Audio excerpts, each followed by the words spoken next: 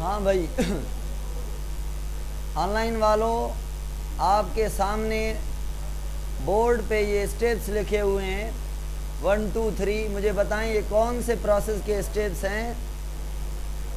DNA fingerprint के हैं या डीएनए एनालिसिस के हैं?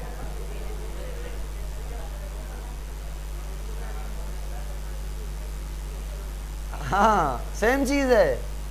अच्छा, तो ये डीएनए फिंगरप्रिंट या डीएनए एनालिसिस का कलेक्शन करने में और डाइजेशन करने में से आपने रेस्ट्रिक्शन कहाँ पे यूज़ किया है?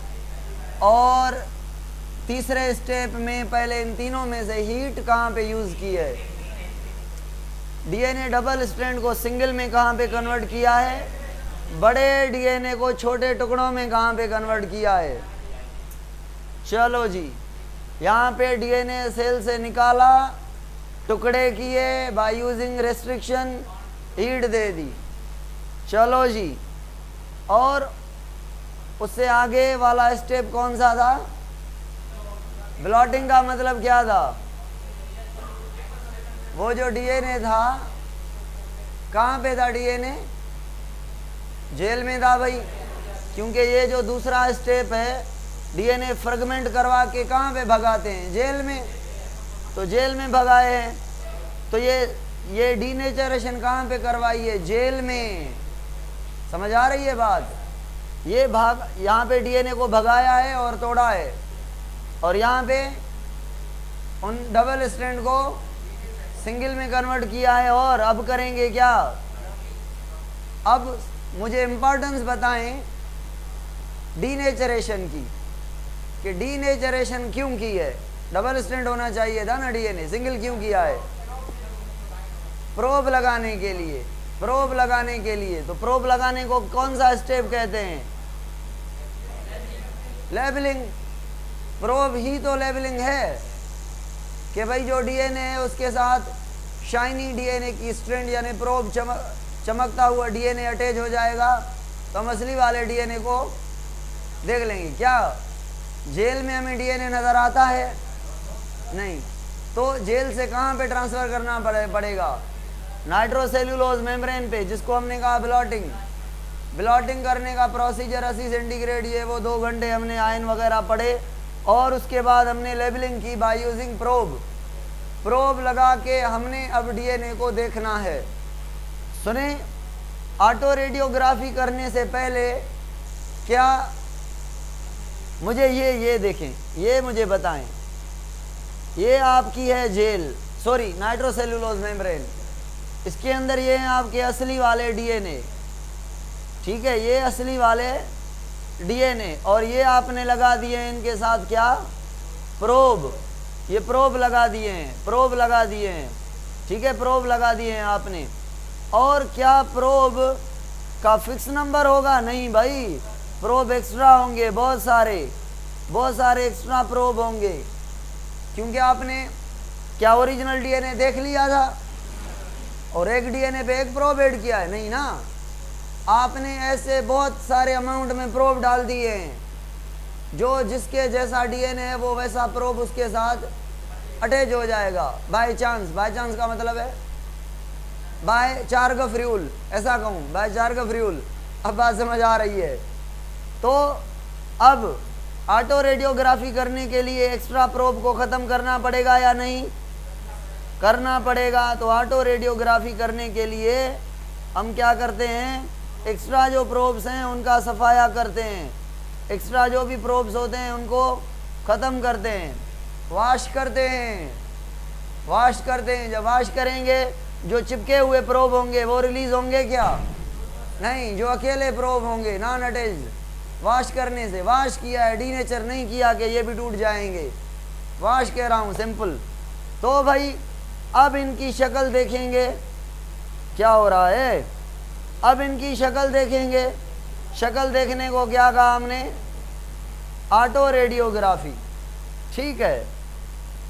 चलो जी, ये आपकी हो गई डीएनए की एनालिसिस यानी फिंगरप्रिंटिंग, जिसकी हमने इंपॉर्टेंस पढ़ दी। जीनोम मैप समझा था, जीनोम एनालिसिस पढ़ा था, जीनोम में पढ़ा था, जेनेटिक मार्कर्स पढ़े थे, ठीक है ना। जेनेटिक मार्कर का मतलब क्या है? कोई भी चीज़ जेनेटिक मेकअप को, जीन को, टुकड़े को, डीएनए को पहचानने में हेल्प करे, निशानी हो बस। फिर वो डीएनए का फ्रेगमेंट हो, ठीक है। History of the human genome project. अब ये है जो टॉपिक हमारा, ये कहेगा क्या? ये कहेगा भाई साइंटिस्ट ने सोचा इंसानों को जेनेटिक डिजीज हो रही हैं। कौन सी? जेनेटिक डिजीज हो रही हैं, और इंसान जो है बॉडी को इवॉल्व करना चाह रहा है, आर्टिफिशियली पावर को बढ़ाना चाह रहा है, आर्टिफिशियल प्रोडक्ट बनवाना चाह रहा है बॉडी से, जो कि बॉडी का नेचुरल काम नहीं है। मैं कहाँ पे बात कर रहा हूँ, समझ रहे हैं भाई? एक बैक्टीरिया का काम है क्या? एंटीबायोटिक बनाना। हाँ, हम उससे एंटीबायोटिक बनवा रहे हैं। बैक्टीरिया का काम है इंसुलिन बनाना इंसान की, हम उससे बनवा रहे हैं। अगर आप गोट के अंदर जीन ऐड कर दें, या किसी भी एनिमल के अंदर, किसी भी प्लांट के अंदर जीन ऐड कर दें ग्रोथ हार्मोन का, तो ये ग्रोथ हार्मोन आपका गोट के अंदर बनेगा। जब गोट से हम मिल्क लेंगे तो मिल्क में हमारा वो हार्मोन भी होगा। जब आप फ्यूचर में ऐसा भी होगा, मैं बता रहा हूँ आपको, अभी तक ये नहीं है, साइंस कह रही है, जो प्लांट होंगे वो ऐसे एप्पल करेंगे, अनार वाले अनार करेंगे, जो प्लांट हैं वैसे करेंगे। हम इनमें जीन इंस्टॉल करेंगे, मेडिसिन को, एंटीबायोटिक बनाने वाला, तो उस फ्रूट के अंदर एंटीबायोटिक होगा। तो हम फ्रूट खाएंगे मतलब एंटीबायोटिक खाया, तो ये मेडिसिन के फॉर्म में, टैबलेट के फॉर्म में मेडिसिन खत्म। अब दरख्त लगे होंगे, वो पैनाडोल दरख्त है ऐसा ही होगा ना। तो ये करने वाले हैं साइंटिस्ट। तो इन सब के लिए क्या किया है साइंटिस्ट ने? सारे जीनोम की, अब सुने, जीनोम में कितने जीन हैं? मैं कहता हूँ आपका ये जो बुक है ना, आपको सामने जो नज़र आ रहा है, ये आपको कहेगा 20 to 25,000, ठीक है। और ये गलत है, मगर इसको सही मानना है, ठीक है। वैसे ये है नंबर, अच्छा सॉरी, ये गलत नहीं है, ये मुझे कंफर्म नहीं है, मुझे ऐसा कहना था। मैं ये पढ़ाता हूँ, मैंने ये पढ़ा है, अब नए बुक में ये लिखा हुआ है, मैंने कंफर्म नहीं किया कि अब सही कौन सा है, मगर हम फॉलो इसको करेंगे, भले गलत है भले सही है, ठीक है। तो आज से हमारा ईमान चेंज। 30-35 हज़ार जीन नहीं है भाई, 20-25 हज़ार जीन है, ठीक है। भाई सुने, इंसान का जो सारा जीनोम है उसको पढ़ने के लिए, उसकी सीक्वेंस करने के लिए, जीन को काउंट करने के लिए, जीन का नंबर मालूम करने के लिए, जीन के प्रॉपर्टीज़ मालूम करने के लिए, प्रोमोटर देखने के लिए, टर्मिनेटर देखने के लिए, स्ट्रक्चरल पार्ट, ये याद है? प्रोमोटर पता है? जीन का वो ऐसा जहाँ से ट्रांसक्रिप्शन स्टार्ट होती है, ये प्रोमोटर, और जहाँ पे ख़त्म होती है वो, और जहाँ से प्रोटीन बनने की इंफॉर्मेशन होती है वो स्ट्रक्चरल पार्ट। तो ये 3 जीन के पार्ट होते हैं, तो इनको मालूम करवाना, ठीक है। भाई सुने, क्या हम ऐसा कर सकते हैं फ्यूचर में कि भाई बॉडी में कोई प्रोटीन बन रही है, कोई बन रही है, बॉडी उसको बना रही है, नहीं रोक रही, क्या हम आर्टिफिशियल केमिकल यूज़ करके प्रोमोटर को ब्लॉक कर सकते हैं? कर सकते हैं ना भाई। प्रोब क्या है? ये हमारा डीएनए है, इसका कम्प्लीमेंट्री डीएनए तो प्रोब कहते हैं। तो हम ऐसे कम्प्लीमेंट्री स्ट्रक्चर्स बना के प्रोमोटर को ब्लॉक कर सकते हैं किसी जीन। तो आगे हम पता नहीं क्या क्या ऐसी शरारतें करेंगे जीनोम के साथ और जीन्स के साथ, खिलवाड़ करेंगे बहुत बड़ा, और काम का भी होगा, नुकसान का भी होगा, ठीक है। तो इसके कुछ इथिकल वगैरह इश्यूज होंगे, आखिर में मैं दिखाऊंगा आपको। पता नहीं कौन कौन से सिस्टम इंसान में इंस्टॉल करेंगे जो इंसान के होंगे ही नहीं। रोबोट बनाना चाहेंगे, प्लांट को एनिमल बना देंगे, है ना, मतलब वो एनिमल वाले हार्मोन ग्रोथ ये वो प्लांट से बनवाएंगे, तो प्लांट की अपनी कैपेसिटी थोड़ी अफेक्टेड होगी, मसले होंगे, ये वो जीनोम में मसले होंगे, उस जीन का दूसरे जीन पर इम्पेक्ट होगा। ये मैं अपनी तरफ से हवाल कर रहा हूँ, अभी तक मैंने टॉपिक स्टार्ट नहीं किया। अभी मैं एक एक लाइन को पढ़ के आपके सामने बताऊँगा। इतना ही देखेंगे कि बहुत कुछ किया है, बहुत कुछ करेंगे जेनेटिक डिजीज़ को सुलझाने के लिए, उलझाने के लिए, ये करने के लिए, म्यूटेशन रेट मालूम करने के लिए, पेडिग्री देखने के लिए, एंसेस्ट्री देखने के लिए हमारे पास सारी इंफॉर्मेशन होगी। और हमारा जीनोम आपको पता है क्या है, जीनोमिक लाइब्रेरी क्या है। तो ये जीनोमिक लाइब्रेरी बनाने पर, जीनोम पर स्टडी पर जो सारा काम लगा, टाइम लगा है ना, उसे हम जीनोम का प्रोजेक्ट कह रहे हैं। जीनोमिक लाइब्रेरी की जो इम्पोर्टेंस है वही इसकी इम्पोर्टेंस है ना, जो बायोटेक्नोलॉजी की इम्पोर्टेंस है वही इसकी इम्पोर्टेंस है। तो अब पढ़ना है कब शुरू हुआ, 1990 में, और 2003 में 13 साल में ख़त्म हुआ। ये वो पढ़ना है। कहाँ पे ख़त्म हुआ सुने भाई। Was an inter scientific research project था। एम क्या था, to sequence and map the सारा genome. Project was initiated in 1990 और यूएस के अंदर, ठीक है, डिपार्टमेंट ऑफ एजुकेशन, मेरे ख्याल में एनर्जी डिपार्टमेंट, मुझे एनर्जी डिपार्टमेंट वाला, department of DEO district education officer, वो आदमी हो जाता है। हम इदारे की बात कर रहे हैं, ठीक है ना। वो आदमी DEO या DO कहते हैं, वो आदमी होता है। हाँ चलो ठीक है, चलो भाई, इसे लेना देना नहीं है, कोई भी है। बात काम की है, प्रोजेक्ट इनिशिएटेड हुआ और जो मैनी इंटरनेशनल कोलैबोरेटर्स ने किया, जैसे वाटसन नहीं था, इसका बड़ा कंट्रीब्यूशन है क्योंकि बायोलॉजिस्ट था ना, बायोलॉजिस्ट और मॉलिक्यूलर बायोलॉजिस्ट था, बायोकेमिस्ट भी था, कैसे डीएनए बना, एक एक मॉलिक्यूल पे इसकी स्टडी थी। तो इसको मैं पॉइनियर कहता हूँ कि इससे बड़ा अंदाज़ा लगता है जीनोम की तरफ जानने में, इसने डायरेक्शन दिया। Prominent molecular biologist one of the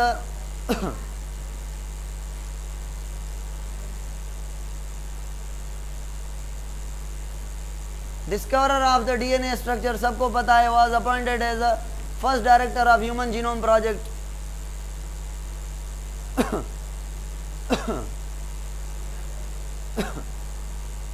ये चल बसेगा भाई, ठीक है ना। Appointed as the first human genome projector, Watson was known as the pioneering work in the molecular. पुराना जो इसका काम था वो बड़े काम का था, इसने आके इतना कोई कंट्रीब्यूट ज़्यादा नहीं किया। पुराने इसके काम के बुनियाद का रिफ्लेक्शन जो है वो ज़्यादा है। इस leadership and vision were instrumental in the project success.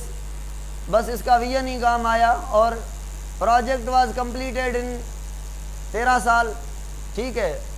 और अंडर द बजट, बड़ी बजट कम यूज हुई होगी, क्यों? एक एक जीन को निकालना, एक एक जीन को सीक्वेंस करना, एक एक जीन की कॉपी बनाना और एक एक जीन के लिए एक कॉलोनी बनाना, और सारे ये रिस्ट्रिक्शन, ये वो, हर किसी का अपना पैलेंड्रोमिक, कितनी स्टडी, कितनी रिसर्च, 13 साल ये कम लगे क्योंकि एट अ टाइम बहुत सारे जीन्स पर काम किया गया है। एक एक जीन पर काम करते तो मेरे ख्याल में सदी से ज़्यादा टाइम लग जाता, ठीक है। गोल्स क्या हैं? Goals mapping and sequencing. Mapping समझ रहे हैं?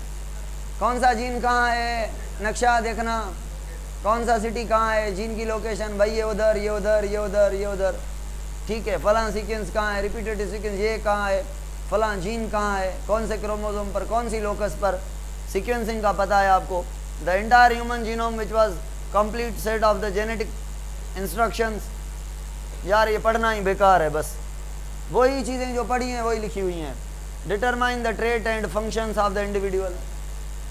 सीक्वेंस से पता चलता है ना, जीन ऐसा है तो कैरेक्टर ऐसा होगा, जीन की सीक्वेंस में फॉल्ट है तो प्रोटीन फॉल्टी बनेगी, है ना।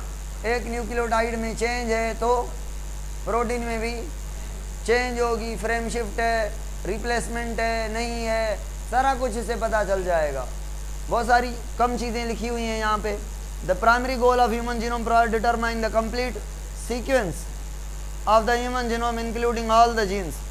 नॉन कोडिंग रीजन्स भी क्या काम किया नहीं है? Non coding regions fingerprinting में काम किया है ना। अगर नॉन कोडिंग रीजन्स का आपको पता नहीं लगेगा तो रिपीटेटिव सीक्वेंस के प्रोब कैसे बनाएंगे आप फिंगरप्रिंट कर ही नहीं सकते, ऑटो रेडियोग्राफी कर ही नहीं सकते। जो लेबलिंग थी 5वां स्टेप डीएनए फिंगरप्रिंटिंग का, तो नॉन रिपीटेटिव जो रिपीटेटिव सीक्वेंस नॉन कोडिंग है उनका भी पता होना चाहिए, क्योंकि वो भी हमारे काम की हैं, उनको भी हम रिसर्च में यूज़ करते हैं, फाइलोजेनी में, इसमें रिलेशन मालूम करने में, ठीक है। तो including all the gene and non coding sequence repetitive sequence human gene and annotated the function and location of the all gene. Mapping कह दिया तो बस ना, फिर वही बात लफ्ज़ों में बता रहा है, ठीक है। And other functional element in human genome including the regulator region, promoter कहाँ है, कैसे ये काम करता है, प्राइमर कैसे लगता है, ओरी पॉइंट कैसी है, ये रेगुलेटिंग पॉइंट्स है ना, ठीक है। और टर्मिनेटर कैसा है, एयूजी कहाँ पे, एयूजी यूएजी ये सारे रेगुलेटिंग स्ट्रक्चर्स हैं जो रेगुलेट करती हैं। हार्मोन कहाँ पे जाके अटैच होता है, कहाँ पे जाके हार्मोन जीन को कहता है उठो भाई जागो काम करो, तो ये रेगुलेटिंग पॉइंट्स हैं सारी। कहाँ पे सिग्मा फैक्टर जाके अटैच होता है, समझ आ रही है सिग्मा फैक्टर क्या है? ट्रांसक्रिप्शन करवाने के लिए आरएनए पॉलीमरेज के साथ ये प्रोटीन होती है सिग्मा फैक्टर। ये सिग्मा फैक्टर बड़े काम का है। जो आरएनए पॉलीमरेज के 4 पॉलीपेप्टाइड चेंड होते हैं उसके साथ ये कि सिग्मा फैक्टर होता है जो इनिशिएट करवाता है, आओ भाई यहाँ से ट्रांसक्रिप्शन स्टार्ट करो, ये है प्रोमोटर, ठीक है। तो ये रेगुलेटिंग पॉइंट्स हैं। रेगुलेटिंग रीजन्स, स्प्लाइस साइट्स, कहाँ से एक्सॉन पूरा है, कहाँ पे इंट्रॉन है, कट कहाँ पे लगाना है, ये तो नेचुरल तो होता है, हमें भी तो पता होना चाहिए ना। हम आर्टिफिशियल भी तो कर सकते हैं ना, इंसान का जो हम जीन निकालेंगे बैक्टीरिया में डालने के लिए पता होना चाहिए ना कहाँ से स्प्लाइसिंग करनी है। गलती से एक्सॉन को कट लगा दें तो काम हलाक भाई, एक भी अमाइनो एसिड की इंफॉर्मेशन गई तो मतलब काम पूरा। तो देखें ये इंपॉर्टेंस ह्यूमन जीनोम प्रोजेक्ट की। And other feature attempt to be identify new genes and genetic variations associated with human disease, ठीक है। कैसे न्यू चेंज आई हैं, म्यूटेशन आई है, अरे भाई पहले तो न्यूक्लियोटाइड ऐसे ऐसे ऐसे थे, अब हो गए ऐसे ऐसे वैसे हो गए। तो पुराने और नए में सीक्वेंस पढ़ी है ना, हमारी कंप्यूटर में भी पढ़ी है, पढ़ाया था मैंने बायो इन्फॉर्मेटिक्स क्या है पढ़ाया था। ये जो आप स्टडी कर रहे हैं इसको आप कंप्यूटर में टिक टिक टिक टिक करके लिख दें, ठीक है।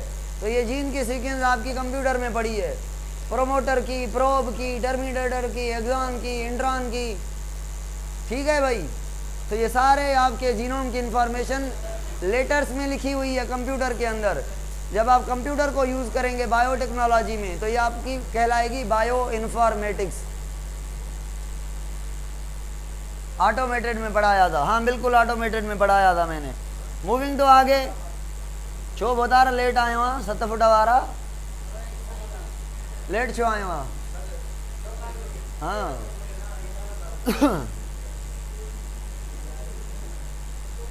ड्रग्स रिस्पांस कैसे करते हैं यूजिंग अप्रोचेस लाइक लिंकेज पता कर सकते हैं ना, जीन सीक्वेंस, ये जीन वो जीन वो जीन वो जीन साथ हैं भाई। मैपिंग से क्या पता लगेगा? एक ही क्रोमोसोम पर 1978 जीन प्रेजेंट हैं, एक ही क्रोमोसोम एक्स पर 2900 जीन, 2978 जीन एक ही जीन पर। तो लिंकेज हम मालूम कर सकते हैं।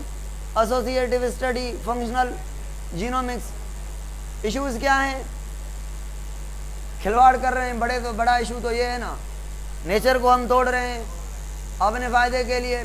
क्या फ्यूचर पता है बायोटेक्नोलॉजी का कितना बेनिफिशियल रहेगा? चलो बेनिफिट तो है, अभी नुकसान कितना लेगा, कितना देगा ये हम सोच ही नहीं सकते। ये कैसे नुकसान दे सकता है चीज़ें चलती हैं एनवायरनमेंट के साथ, हम इनको अपने साथ चला रहे हैं, तो देयर विल बी बड़ा इशू इन फ्यूचर। फ़ायदे भी हैं, हज़ारों तो फ़ायदे हैं, तो हम फ़ायदे की बात कर रहे हैं। Human genome project recognize the need to address the ethical, legal and social implications of the genomic information and technologies generated by the project and establish program to study and address these issues. However, the completion of the human genome project laid the foundation for new discoveries. सही है and application in personalized medicine. ठीक है भाई, gene therapy समझ रहे हैं ये, and other areas of health and biotechnology. बस जो ताकतवर है वो अपने आप को सेट कर देगा। ये फिर बेनिफिट लिख रहा है, मुझे पढ़ना नहीं है ये मगर मजबूरन मैं पढ़ रहा हूँ। It reveal that the human 23 chromosome के पेयर हैं और gene and other important parts of the genome are located. ठीक है भाई, मैपिंग कह दिया था वहाँ पे। Also found difference in the structure of the genome, एक आदमी दूसरे के बीच डिफरेंस। यार ये पढ़ाने वाली चीज़ें नहीं है, इसीलिए मैं इनको ये पढ़ी हुई हैं हमने, बस रिपीट हो रही है और बहुत सारी चीज़ों को एक लफ्ज़ में बता रहा है बस। लाइक डिलीशन कहाँ पे हुई है पता लगेगा ना यहाँ से, डुप्लीकेशन कहाँ पे हुई है, इन्वर्जन कहाँ पे हुई है। That can affect the health by identifying all the estimated, ये देखें 20 से 25,000 gene in the human genome. Research can study how genes work and their role, बस यही बताएगा। चलो भाई ये हो गया। They have also discover the genetic variation link to the disease cancer. Genetic होती है ना कैंसर, यार जीन में तो फॉल्ट आता है जो डिवीजन को स्टॉप करवाता है उसमें म्यूटेशन हो जाती है, डीएनए स्टार्ट होती है तो स्टॉप नहीं होती। जब कैंसर पढ़ाऊंगा तो डिटेल में समझाऊंगा तो कैसे होती है। पीसीआर कब पढ़ाएंगे सवाल आया है। अगले जन्म में पढ़ेंगे अगले जन्म में पीसीआर पढ़ेंगे भाई। पानी अच्छी गयो अच्छा।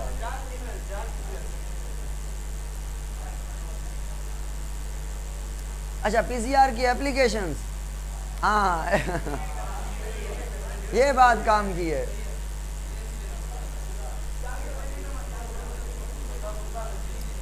अभी बढ़ा रहा हूँ, पता है अभी आप पीसीआर की एप्लीकेशन खुद भी पढ़ेंगे ना तो समझ आ जाएंगी। क्योंकि जब मैंने पीसीआर पढ़ाई थी तो एप्लीकेशन बहुत सारी रहती थी, अब वो एप्लीकेशन पढ़ चुके हैं हम भाई। फिंगरप्रिंटिंग में पीसीआर का रोल था, सीक्वेंसिंग में रोल था, सारी सीक्वेंस में था, एक में नहीं था। कौन सी में नहीं था यार ऑटोमेटेड में नहीं था ना, कैपिलरी से क्रॉस करवाए ना, इलेक्ट्रिकल करंट देके फ्रेगमेंट को भगाया ना, लेजर लगाया उसने सेंस किया ना, ठीक है ना। लेबलिंग में पीसीआर जी, क्लोनिंग में पीसीआर का रोल है, जल्दी क्लोन चाहिए आपने प्राइमर बनाने हैं तो प्राइमर पीसीआर से तगड़े बनेंगे ना। वो प्रोब्स, प्राइमर तो आरएनए है, प्रोब्स।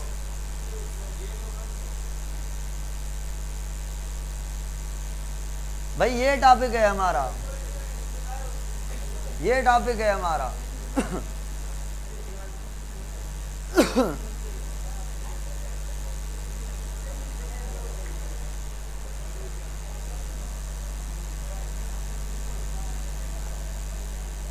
अभी पढ़ने वाले टॉपिक पर आ गए हैं। बोथ एंड बी गलत हो जो,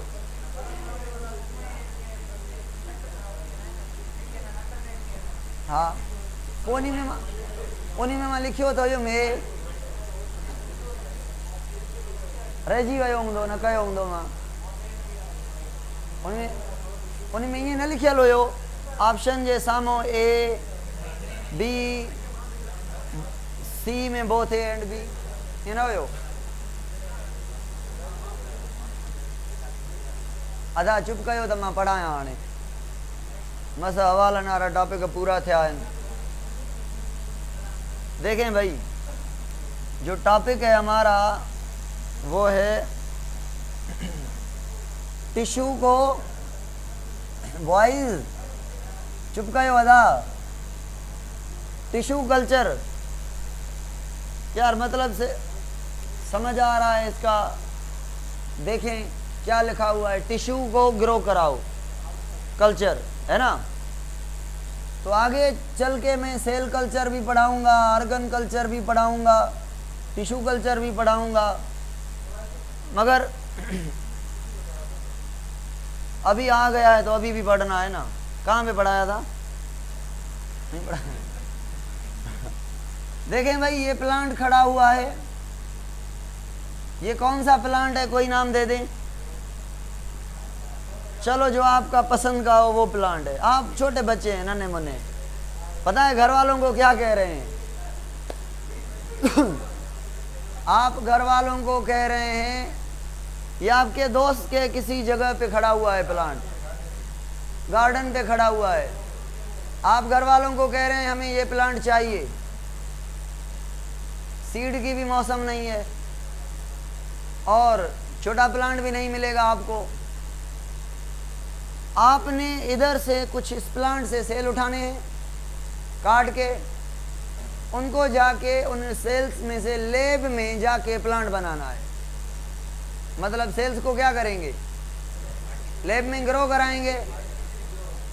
भाई सुने, क्या इंसान के सेल को लेब के अंदर रखें तो इंसान का बच्चा पैदा हो जाएगा? पता है नहीं क्यों। हमारी डेवलपमेंट इतनी डिफ़िकल्ट और कम्प्लेक्स है और माँ पे डिपेंडेंट है, और हमारे जो जीन हैं वो कहते हैं अर्ली एज में हम काम करेंगे बाद में नहीं करेंगे। जैसे आँख बनाने वाले, उज़्वे बनाने वाले माँ के पेट के अंदर अर्ली एज में काम करते हैं बस। अब वो हमेशा के लिए जीन स्विच। प्लांट के जीन कहते हैं नहीं भाई, हम हर दम तैयार हैं, जब आप कहेंगे हम काम करेंगे। तो प्लांट और हमारे सेल में से अंदर बड़ी पोटेंशियल किस में है, प्लांट के अंदर। सारे जीन हमेशा रेडी। तो प्लांट को हम कहते हैं, प्लांट के सेल होते हैं टोटीपोटेंट। टोटीपोटेंट मतलब capacity, ability to produce entire organism from a single cell. यार गौर समझो, एक सेल है एक, क्या उसमें सारे जीन नहीं है क्या? आप ना भी एक सेल उठाएं, उसमें 40 ही क्रोमोसोम में सारे जीन हैं। हमारे जीन काम नहीं करेंगे और प्लांट के जीन काम, तो प्लांट के जीन सारे काम करते हैं। तो प्लांट का सेल क्या हो गया, टोटीपोटेंट। ठीक है, तो प्लांट का टिश्यू कल्चर कर सकते हैं, हायर एनिमल का नहीं कर सकते, हायर एनिमल का नहीं कर सकते। चलो, हमारे कुछ ऑर्गन्स हैं जिनका हम कर सकते हैं, कुछ ऑर्गन हैं जिनका हम कल्चर कर सकते हैं, लिवर वगैरह ये वो कुछ हैं। ऑर्गन से ऑर्गन बना सकते हैं, मगर थोड़ा वो टेक्निकल रहेगा। ठीक है चलो, अब प्लांट को जो टिश्यू कल्चर करेंगे, एक सेल को क्या क्या देंगे उसको? भाई पहले तो सारा मीडियम सेट करके देंगे, मिनरल, न्यूट्रिएंट, ऑक्सीजन, ये वो। यार रूट बनाने वाले भी हार्मोन होते हैं, शूट बनाने वाले भी हार्मोन होते हैं, ग्रोथ करवाने वाले भी ये 5 हार्मोन होते हैं, auxin, gibberellin, cytokinin, इथिन, abscisic acid. तो प्लांट के अंदर पहले तो सेल को ग्रो करवाएंगे, एक सेल से करोड़ों सेल बन जाएंगे। जब करोड़ों सेल का मास बन जाएगा उसको कहेंगे केलस। क्या कहेंगे? केलस और एम्ब्रियो में फ़र्क क्या है बताऊं? एक सेल लिया, यहाँ से काटा, यहाँ से एक सेल लिया, इसको कहाँ पे रखा हमने? टेस्ट ट्यूब के अंदर, यानी मीडियम के अंदर रखा। इसको सारा न्यूट्रिएंट वगैरह, मतलब फूड वगैरह ये वो, मतलब मीडियम दे दिया। अब ये सेल ग्रो करेगा, 1 से 2, 2 से 4, 4 से हज़ारों, लाखों, करोड़ों सेल का ये मास बन गया है। ये लाखों करोड़ों सेल का मास बन गया है। ठीक है, अब इसको हम नाम देते हैं क्या? इसको नाम देते हैं केलस। हाँ, आप कहेंगे सर एम्ब्रियो बनता है एग और स्पर्म से मिलने के बाद जाइगोट से। और केलस बनता है एक सेल से। कहाँ का सेल है? बॉडी का, लीफ का सेल लिया ना भाई यहाँ से। अच्छा बताएं, जो सेल लिया हमने प्लांट से, वो सेल लिविंग होना चाहिए या डेड? मतलब या तो पेरेन्काइमा होना चाहिए या तो मेरिस्टेम होना चाहिए। कोलेनकाइमा और स्क्लेरेनकाइमा नहीं होना चाहिए। स्पेशली स्क्लेरेनकाइमा तो चलेगा ही नहीं। कोलेनकाइमा इसलिए नहीं चलेगा कि कोलेनकाइमा में भी जो सेल वाल है इतना थिक हो जाता है, उसमें पेक्टिन ज़्यादा जो है एंगल्स हैं उन पे इतनी ज़्यादा पेक्टिन आ जाती है कि वो सेल साइटोकाइनेसिस यानी सेल डिवीजन नहीं कर पाएगा। समझ आ रही है बात? तो कौन सा सेल लेंगे? पेरेन्काइमा यानी लिविंग लेंगे। अब ये जो लिविंग सेल लिया है ना, भले एक सेल हो या बहुत सारे सेल हों, तो टिश्यू कहेंगे इसको। इसको कहते हैं एक्सप्लांट। क्या कहते हैं? एक्सप्लांट मतलब इस प्लांट से जो आपने काट लिया है सेल, इस एक सेल को, यहाँ पे जो एक सेल मैंने रखा था उस एक सेल को मैं एक्सप्लांट कह रहा हूँ। प्लांट से एक्स करके आए, निकाल के आए हैं, ठीक है। कटा हुआ पार्ट, कटा हुआ सेल, कटा हुआ टिश्यू, कटा हुआ organ is called as explant.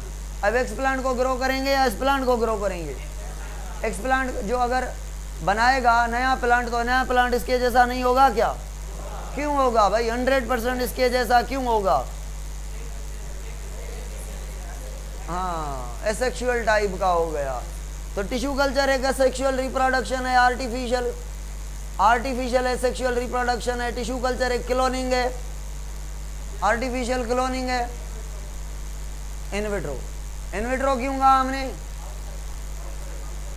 मतलब नेचुरल एनवायरनमेंट में प्लांट के ऊपर नेचुरल माहौल में नहीं करेंगे, ये कंट्रोल आर्टिफिशियल मीडियम में लैब के अंदर करेंगे। जब कोई भी टेक्निक आप आर्टिफिशियल मीडियम में परफॉर्म करें लैब के अंदर, उसे आप इनविट्रो कहते हैं। अगर ओपनली किसी लिविंग ऑर्गेनिज्म में करें, नेचुरल बॉडी के अंदर करें, नेचुरल इन्वायरमेंट के अंदर करें, तो उसको इन विवो या वीवो कहते हैं। तो भाई ये इनविट्रो टेक्निक है। ये यार मुझे लग रहा है आपको क्लियर समझ आ रहा है, इसलिए मैं जल्दी जल्दी में बोलता जा रहा हूँ। इतना कोई है नहीं ऐसा कॉन्सेप्ट के बड़ी मुश्किल लगे, बड़े कॉन्सेप्ट हों तो मैं ऐसे टेक्निकल करके पढ़ाऊँ जैसे पढ़ाता हूँ। ये सिंपल बातें हैं, बातें ही करेंगे हम आज। तो भाई प्लांट निकाल के हमने क्या करवाया? केलस बनाया। केलस क्या है? Callus is equivalent to the embryo, मगर देयर इज अ फर्क बिटवीन केलस एंड एम्ब्रियो। कि embryo is a sexual in nature and callus is embryo is not the clone of the parent. Sorry, embryo is not the clone of parent, क्योंकि sperm और egg दोनों के gene, माँ के भी बाप के भी, मतलब प्लांट माँ और बाप, ठीक है। तो सेक्सुअली वेरिएंट होगा, जेनेटिकली वेरिएंट होगा, है ना। और ये जो क्लोन है ये एक जैसा है। तो क्या मैं इस केलस को एसेक्सुअल एम्ब्रियो मान लूँ? सेक्सुअल नहीं, एसेक्सुअल एम्ब्रियो मान लूँ, क्लोन एम्ब्रियो मान लूँ, तो इसे कहते हैं सोमा क्लोनल एम्ब्रियो। क्या कहते हैं इसको? इस केलस को कहते हैं सोमेटिक सेल का क्लोन हुआ। यार एम्ब्रियो के बारे में तो मैं बहुत बार बता चुका हूँ कि एम्ब्रियो कहते हैं फ्यूचर के बेबी को। जैसे फ्यूचर का बच्चा पैदा हो, बच्चा मतलब प्लांट, ठीक है। एनिमल में बच्चा, बच्चा मतलब आदमी का बच्चा, मुर्गी का बच्चा, ये वो, मगर यहाँ पे प्लांट का बच्चा। यानी बच्चे को क्या कहते हैं? प्लांट के बच्चे को, पता है? इससे केलस से हम प्लांट लेट बनाएंगे। प्लांट लेट मतलब प्लांट का बच्चा। अब प्लांट लेट कैसे बनेगा? ये तो भाई मास ऑफ सेल है। अच्छा मुझे बताएं, ये मास ऑफ द सेल है, कैसा है? आप कहेंगे सर मेरिस्टेमेटिक सेल्स हैं। क्या इसमें रूट है? नहीं सर। शूट है? नहीं सर। Leaf, flower, fruit. तो प्लांट कैसे बनाएंगे? आप कहेंगे sir there are the hormone. अब इस केलस को हार्मोन छड़केंगे ऐसे, इधर से डालेंगे, हार्मोन देंगे रूट बनाने वाले। तो यहाँ से क्या निकलेगी भाई? रूट निकलेगी। और हार्मोन देंगे शूट बनाने वाले, तो यहाँ से क्या निकलेगा? तो शूट पे क्या बनेंगे? तो ये शूट बनेगी, ये लीफ बनेंगे, स्टेम बनेंगे। ये सारा काम हार्मोन का है। अच्छा सुनिए, अगर आपको कह रहे हैं, आप बच्चे हैं ना, अपने घर वालों को कह रहे हैं हमें एक प्लांट लेट नहीं चाहिए, हमें चाहिए हजारों, लाखों, करोड़ों। हाँ, फड्डे पे फड्डा। शरारती तो है ना, सही। शरारती तो हैं। तो अब क्या कह रहे हैं, एक कॉपी नहीं कही थी हमने, हजारों कॉपीज चाहिए। अरे भाई सुने, पता है हजारों कॉपीज के लिए क्या करना पड़ेगा? हमें ये हार्मोन नहीं देने पड़ेंगे, रूट और शूट देने वाले। हमें केलस को करना पड़ेगा इससे हिस्सों में, तोड़ना पड़ेगा हिस्सों में। कितने हिस्से चाहिए, कितने प्लांट चाहिए आपको? 1 लाख। चलो 1 लाख प्लांट चाहिए 7 फीट वाले बंदे को, ठीक है? चलो एक मेरी तरफ से हाँ ठीक है। अञा वध दी न पुट, तुझो मेरा अञा 16 साल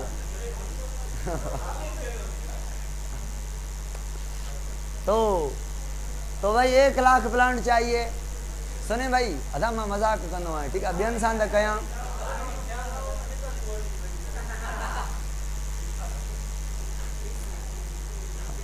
अदा ॿुधो, तो प्लांट चाहिए कितने आपको? 1 लाख। तो कितने टुकड़े करेंगे? 1 लाख पार्ट्स में इसको तोड़ देंगे। क्या कर देंगे? तोड़ देंगे।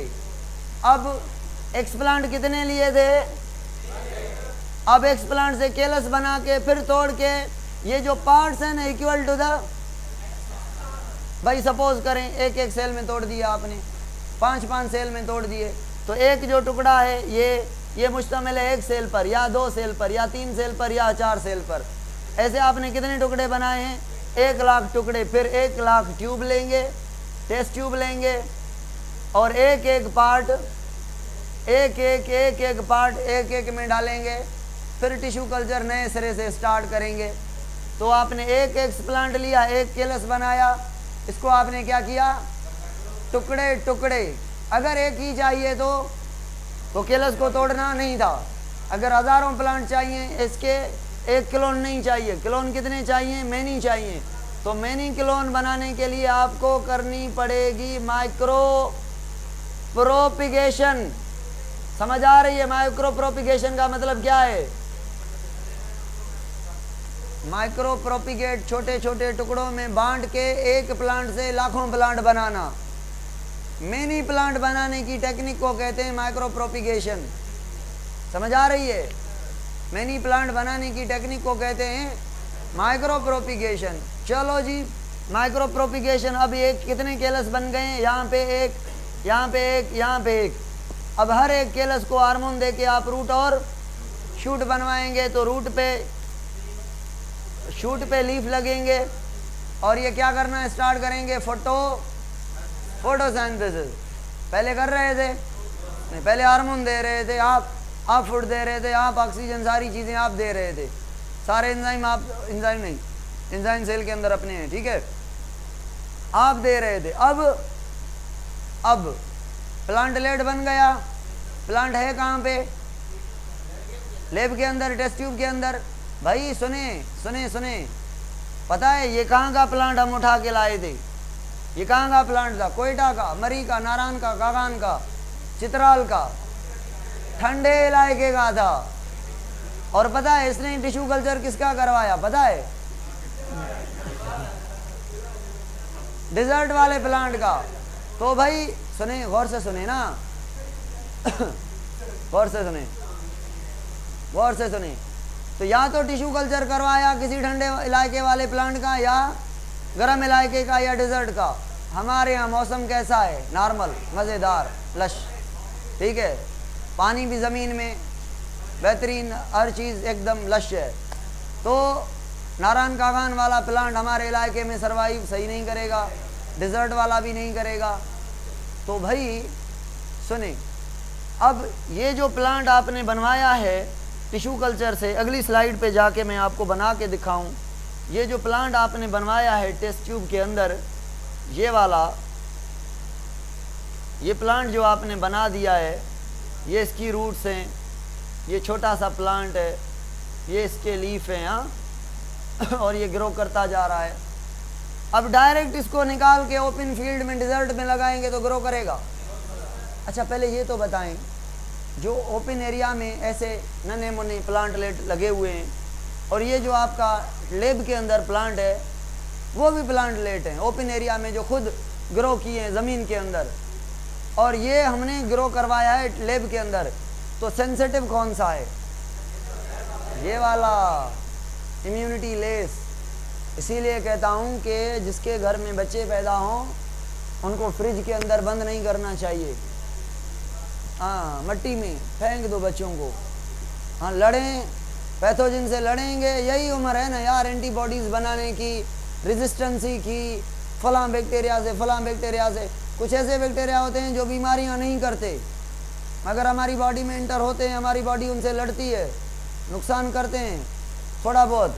तो ऑल टाइप के बैक्टीरिया से, वायरसेस से बॉडी हमारी रेजिस्टेंसी क्रिएट करती है। ऐसे प्लांट में भी इम्यूनिटी है। तो ये प्लांट इम्यूनाइज नहीं है। अब इसको क्या करना पड़ेगा? इसको कहना पड़ेगा यार सुनो, तुम्हें हमने लेब में बनाया है, मगर अब तुमको हम रखेंगे कहाँ पता है? डिज़र्ट में। रो पड़ेगा, और जब हम इसको डिज़र्ट में रखेंगे तो उसी टाइम एज गॉन। तो इसको इम्यूनिटी देनी पड़ेगी।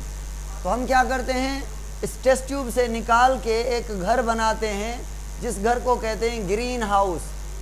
क्या कहते हैं? Green house. ग्रीन कलर का एक कपड़ा होता है, पर्दा होता है, पॉलीथीन लेयर होती है, ये देते हैं। ये लाइट को जो है रिफ्लेक्ट करती है, तो अंदर जो है माहौल, अच्छा एग्जॉस्टर लगाते हैं, पानी छिड़कते हैं, ह्यूमिडिटी कंट्रोल करते हैं, या ये डिपेंड करता है। मेरे कहने का मकसद है यहाँ पे एनवायरनमेंट कौन सा रखेंगे, कंट्रोल जैसा हम चाहें। ठंड बनाना चाहें तो ठंड बना सकते हैं, इसको गर्म रखें। बाहर यहाँ पे ठंड है, इसको हम गर्म बना सकते हैं। बाहर जो है वो गर्मी है, समर है, यहाँ इसको हम कोल्ड बना सकते हैं। ये कंट्रोल्ड एरिया है।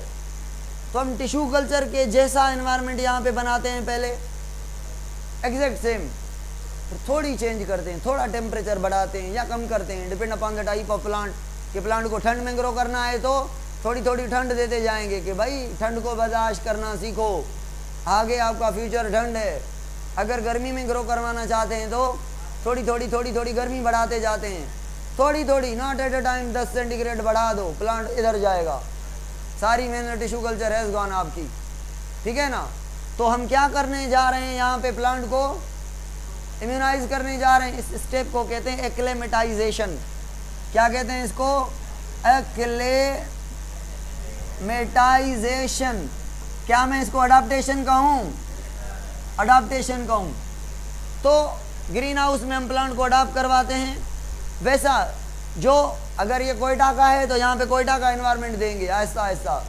अगर ये मरीन आरान कागान का डिज़र्ट का है तो वैसा एनवायरनमेंट देते जाएंगे, और ये बड़ा भी होता जाएगा और अडाप्ट भी करता जाएगा। जब समझेंगे बड़ा शरारती हो गया है, अब ओरिजिनल एनवायरनमेंट के में रहने जैसा हो गया है, तो हम इसको उठाएंगे यहाँ से, प्लांट को हम इसको ग्रीन हाउस से निकालेंगे। निकलो भाई, अब बड़े हो गए हो, जाओ और जाके ये ग्रो करवाया ओपन फील्ड के अंदर। लो भाई, ठीक है। चलो, अब टिश्यू कल्चर की इंपॉर्टेंस क्या है भाई? सुने, अगर कोई प्लांट दुनिया में आखिरी बचा हो उसके हम एक लीफ लेके उसके करोड़ों का पीस बना दी, सारे मुल्क में लगा दिए। लो भाई, या सीड ना करे, जैसे शुगर केन सीड नहीं करता। सीड बड़ी अडाप्टेशन है रहने के लिए, ज़िंदा रहने के लिए।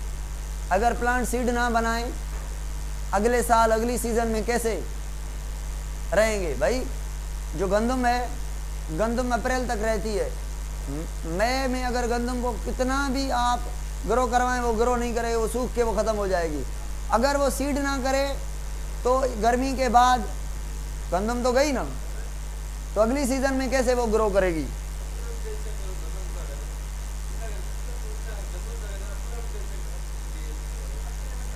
गंदम को अगर एक्लेमेटाइजेशन करेंगे तो हमारा नुकसान हो जाएगा। एक साल खड़ी रहेगी, और ये जो गंदम देगी वो 3-4 माह में देगी, बाकी हमारे 7 माह कंज्यूम करेगी। तो इसको एक्लेमेटाइज करवाना ही नहीं है हमें। और हमने एक और टेक्निक की है, इसको 6 माह के बजाय 3 माह में तैयार करने की टेक्निक बनाई है। उसका नाम है वर्नलाइजेशन, जो कि आगे हम डिस्कस करेंगे, या फर्स्ट ईयर में है मेरे ख्याल में। अभी फर्स्ट ईयर में है, पहले इंटर में होता था, अभी फर्स्ट ईयर में है। तो वो आप पढ़ेंगे, एंट्री में पढ़ाऊंगा इंशाल्लाह। एक्लेमेटाइजेशन का मतलब क्या है बॉयज़? पर्पस क्या है? प्लांट को आहिस्ता आहिस्ता डिफ़िकल्टीज देकर अडाप्ट करवाना, ओपन एरिया में रहने के काबिल बनाना। और ये कहाँ पे करते हैं? टिश्यू कल्चर से निकाल के, लैब से निकाल के, कंट्रोल्ड एनवायरनमेंट में। ग्रीन हाउस भी तो कंट्रोल्ड है ना, जितना टेम्परेचर आप रखें।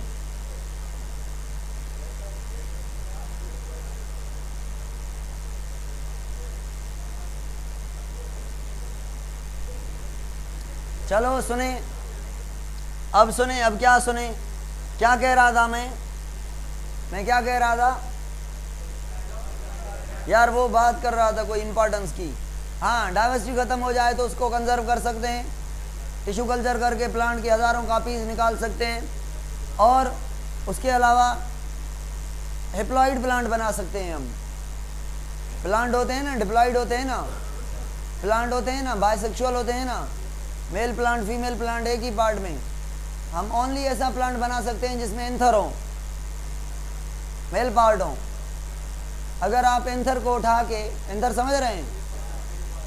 एंथर मेल का एक पार्ट है जिसमें पोलन ग्रेन गैमेट बनते हैं।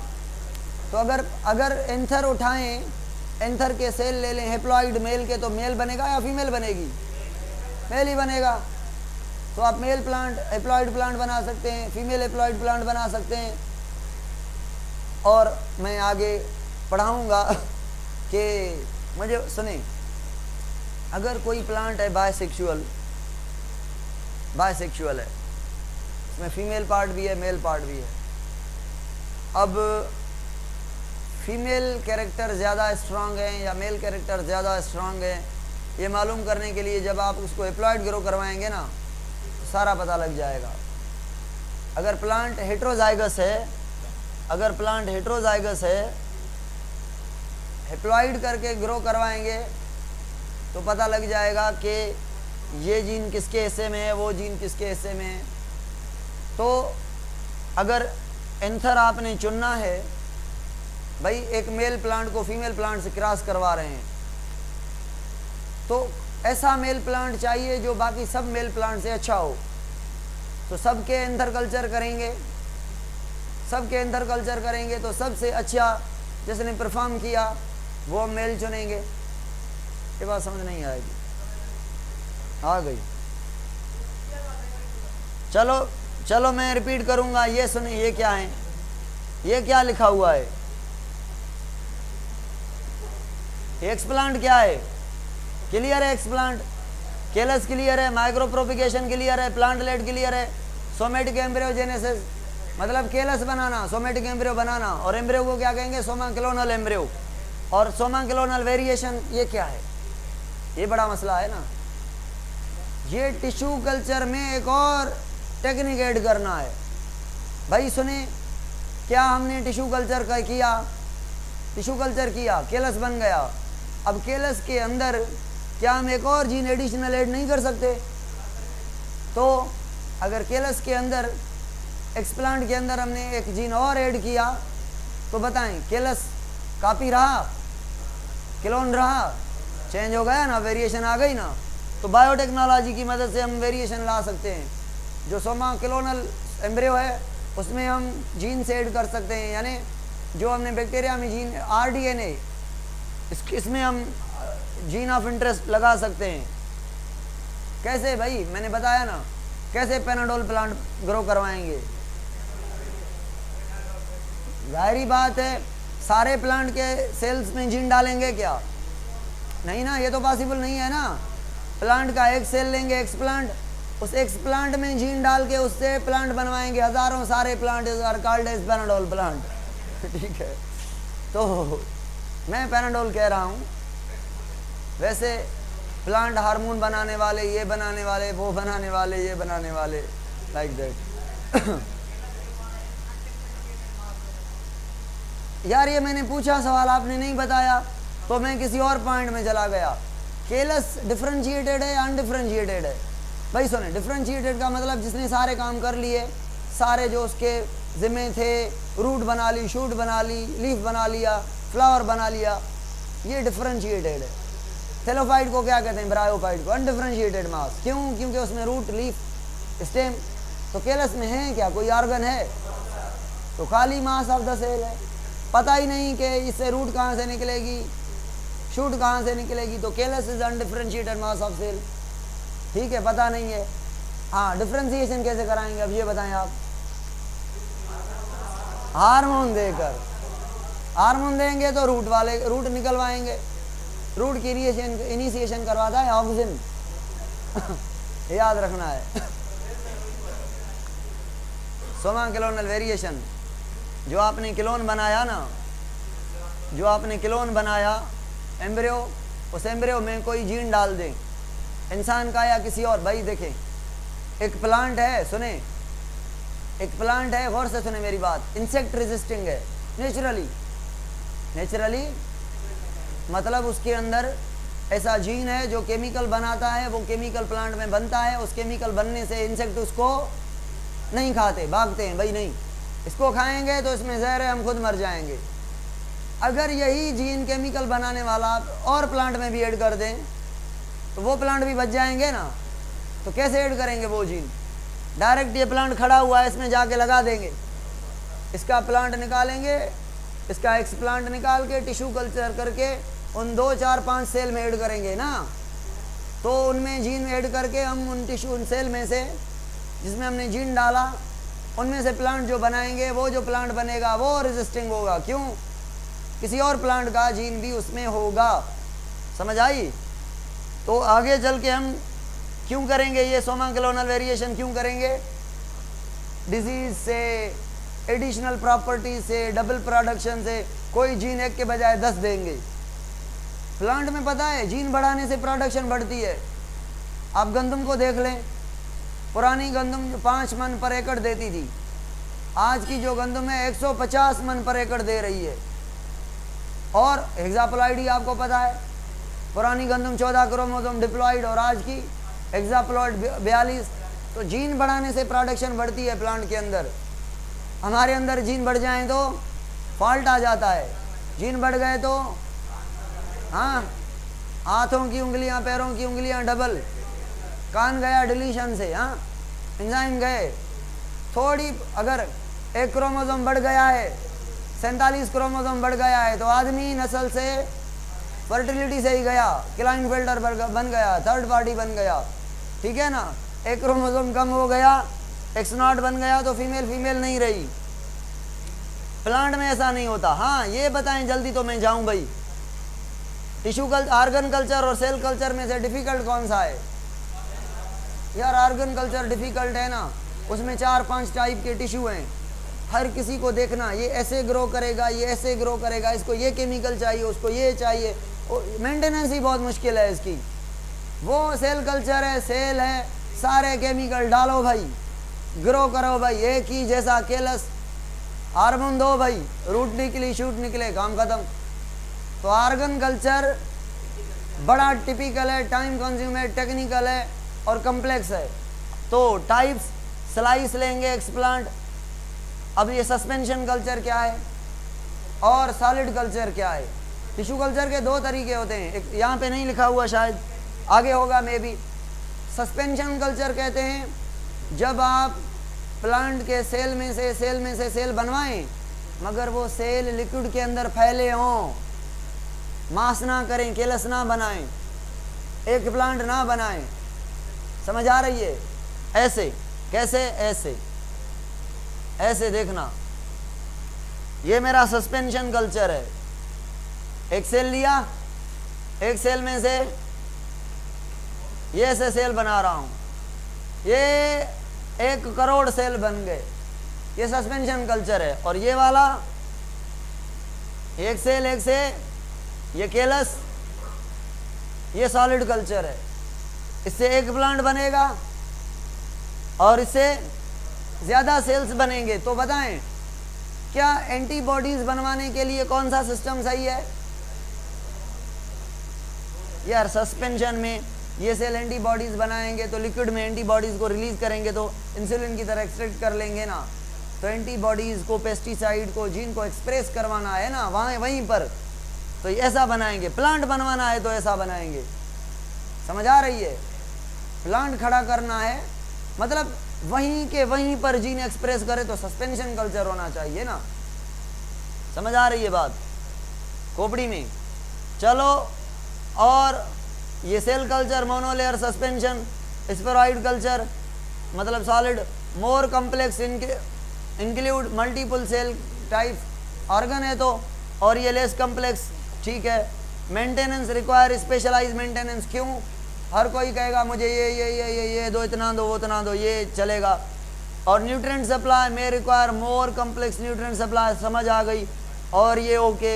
Experiment mimic physiological condition, experimental use, भाई आपने किसी दो प्लांट में फिजियोलॉजिकल कंडीशन एक जैसी हो रही हैं, उनको मालूम करने के लिए, यार सुनिए, फिजियोलॉजिकल रिस्पांस करने के लिए आप किसी लीफ का, ऑर्गन का काम देखना है, फ्लावर का, फ्रूट का, ऑर्गन का देखना है, स्टेम का देखना है, तो आप ऑर्गन कल्चर करेंगे तो वहाँ पे जो काम है वो फिजियोलॉजिकल काम होंगे। तो एक प्लांट के काम दूसरे प्लांट से कंपेयर करेंगे। नहीं समझ आ रही? और समझें, नहीं समझ आई बात आपको? भाई मसला ये है कि फिजियोलॉजिकल एक्सपेरिमेंट करने के लिए एक सेल अकेला काम नहीं करता, हार्मोन कोई एक प्रोड्यूस करता है, ट्रांसफ़र होके किसी और सेल में आता है, तो टिश्यू आपस में काम करने में रिलेटेड होते हैं, समझ आ रही है ना? इथिन कहाँ से बनता है, कहाँ पे जाता है, जिबरलिन इधर से बन के उधर जाता है, तो ऑर्गन सारा इन्वॉल्व होता है फिजियोलॉजिकल एक्टिविटीज़ में, ठीक है ना? अकेला सेल भी काम करता है, ऐसा नहीं कह रहा अकेला सेल काम नहीं करता, मगर जो फिजियोलॉजिकल काम होते हैं उसमें सारे सेल्स मिलके काम करते हैं। तो जब आपको फिजियोलॉजिकल काम देखने हैं, कंपेयर करने हैं, स्टडी करने हैं, तो आपको ऑर्गन कल्चर चाहिए। बाकी एक सेल की एक्टिविटी देखनी है, allow for the more precise experiment, gene का एक्सपेरिमेंट करना हो, एक पॉइंट पर एक काम देखना हो कि कैसे कर रहा है डिवीजन ये वो, तो आप सस्पेंशन कल्चर करेंगे। और नीचे नज़र नहीं आ रहा, tissue engineering, drug development, toxicity testing, देखे ना, ये ऑर्गन लेवल पर होते हैं। भाई ड्रग जो हम देंगे प्लांट को, कितनी अडाप्टेशन है प्लांट में, सारा प्लांट लड़ेगा ना, तो ये प्लांट का डिफेंस देखने के लिए आप एक सेल पर कैसे एक्सपेरिमेंट कर सकते हैं, है ना?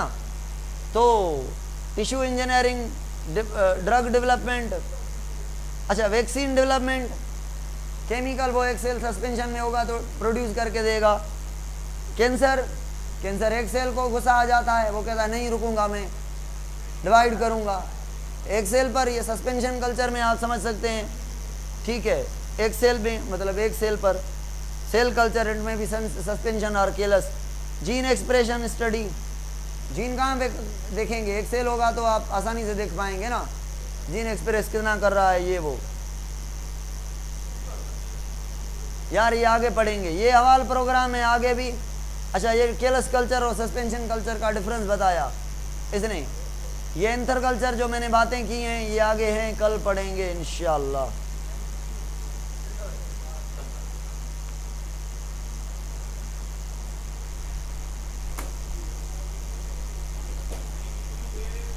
आयो सर, आयो आयो आयो।